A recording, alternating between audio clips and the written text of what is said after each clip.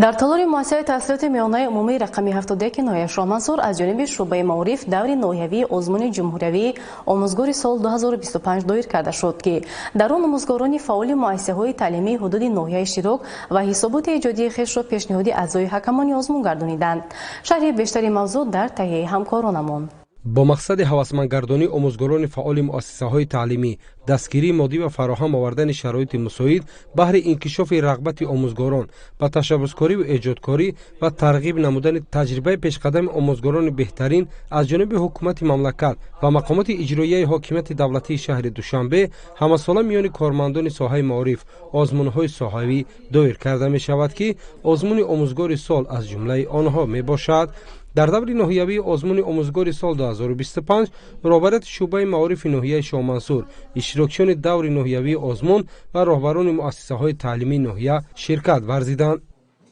در این آزمون در مجموع 21 نفر آموزگاران از 28 مؤسسه تحصیلات عمومی ناحیه اشتراک کردند که امروز شما در این مؤسسه تعلیمی رقم 71 بهترین آموزگارانی که در این آزمون اشتراک کردند شما دیده هستید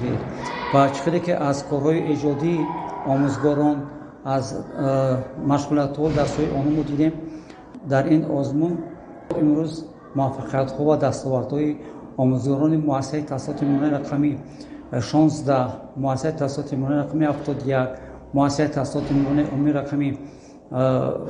100 و گیمنازیوم رقمی 2 نظر است می باشند. در قسمت دیگر داوطلبان از روی شرط‌های پیشنهاد شده در حجم 20 دقیقه برآمد نموده در نزد هیئت حکمان مهارت خود را نشان دادند. طبق نظامنامه برگزاری آزمون ناحیوی آموزگار سال 2025 هیئت حکمان حسابات ایجادی، درس نمونوی، دستاوردها، نمایش دستاوردها، دانستن سندهای معیاری حقوقی و استفاده تکنولوژی‌های معاصر آموزگاران را که همچون داوطلب در آزمون اشتراک می‌نمایند مورد سنجش قرار دادند. خاطررسان می‌نماییم که دور ناحیوی آزمون جمهوری آموزگار سال 2025 در ناحیه شامنصور شهر دوشنبه دوام یک روز ادامه کرده غالبان را معین می‌نماید.